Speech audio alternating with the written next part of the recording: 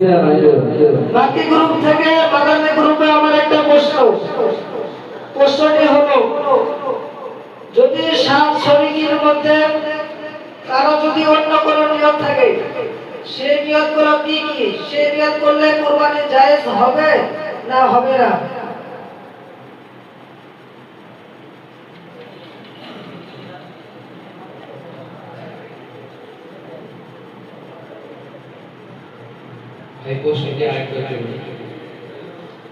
যদি 7 শরীকের মধ্যে কারো যদি অন্য কোনো নিয়ত থাকে, ওই নিয়তগুলো কি কি? ওই নিয়তগুলো করলে কুরবানি জায়েজ হবে না হবে না?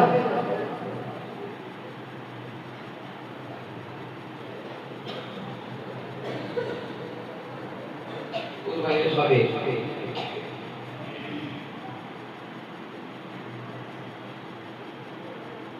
যেমন নিয়ত, নফসের নিয়ত, ওয়াজিব নিয়ত, আকিকার নিয়ত। প্রশ্নের উত্তর সঠিক হবে।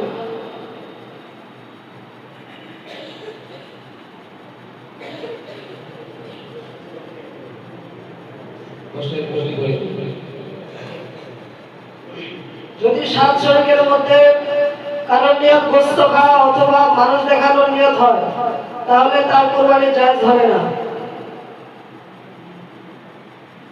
ঠিক আছে, প্রশ্ন উত্তর ভুল দিয়েছে।